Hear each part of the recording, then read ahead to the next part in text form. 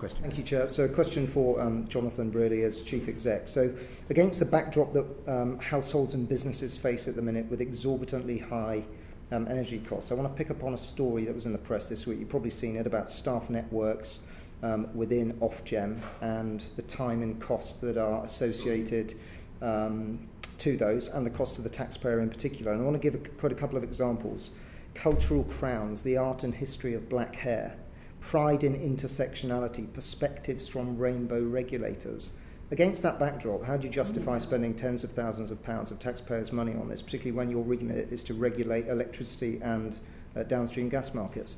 Sure. Look, we have a big team. We have a team where we work hard to make sure that people collaborate and they get together in all sorts of different ways. So therefore, investing some money in making sure we are allowing staff to network with each other and to also to promote diversity. You know, we do think that's an important element of our job. It's something that I think we stand by. Now, we have stopped that, as you know, in 2024. But I've been on record since I started this role saying that as a regulator, we regulate for the whole country.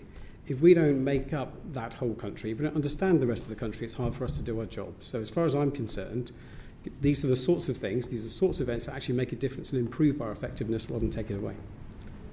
I mean, I beg to differ. I mean, look, I'm someone who believes absolutely in the liberty of the individual to sort of, spend time on whatever interests that pursue them. But I think the taxpayer would sort of question, these topics. I'm not singling anything out in particular, but I picked those two as an example. The art and history of black hair, the relevance of that, to your remit. I mean, I just think there's a massive disconnect there between... What does it say?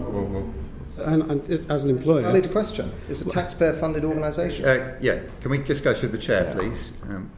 So look, I mean, I think that the position I maintain is that we want to make sure that Ofgem is a place where people can collaborate and people can come to work and be comfortable.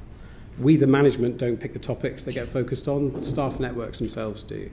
Now, we have taken that back in 2024, but my personal commitment to having a diverse team who can understand all of the challenges that our customers face remains.